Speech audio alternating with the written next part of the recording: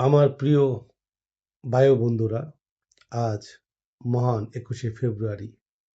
আমি কি ভুলতে পারি? তাই বিদেশের মাটিতে বসে আপনাদেরকে সবাইকে জানাই সেই আন্তর্জাতিক মাতৃভাষা দিবস উপলক্ষে শুভেচ্ছা। আমি সর্বপ্রথমেই শ্রদ্ধা জ্ঞাপন করি সেই সকল শহীদদের যারা আন্তর্জাতিক মাতৃভাষাকে স্বীকৃতি দেওয়ার জন্য নিজেদেরকে শহীদ করেছেন। সেই সালাম, বরকত, রফিক সকল শহীদদের প্রতি জানাই আমার শ্রদ্ধা। এই মাতৃভাষাতে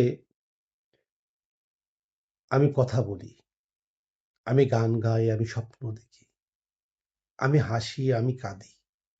এই পৃথিবীতে একটি ভাষা নিয়েই যুদ্ধ হয়েছে, সেটা হচ্ছে বাংলা ভাষা। আমার মা, আমার মায়ের ভাষা বাংলা ভাষা।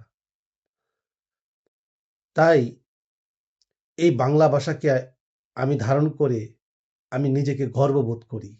আমি একজন বাঙালি। আমি যেখানেই যাই আমার সাথে সে ভাষা, বাংলা ভাষা আমার সাথেই যায়। আমার মা আমার সাথেই থাকে। সেই বাংলার মা, সেই বাংলার ভাষা।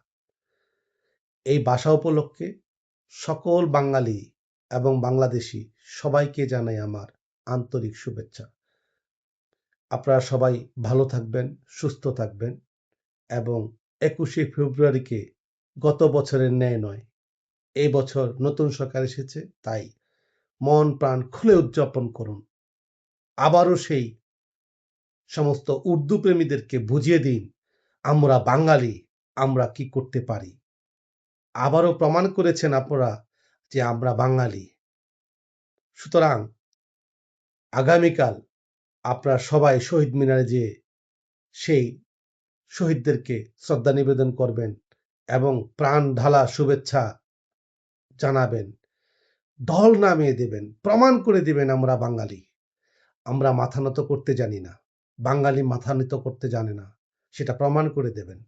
এটা আমি বিশ্বাস করি এবং আপনারা প্রমাণও দিয়েছেন।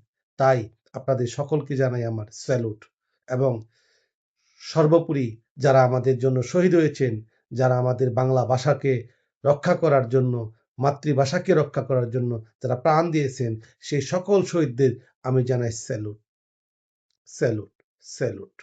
জয় বাংলা, জয় বাংলা, জয় বাংলা।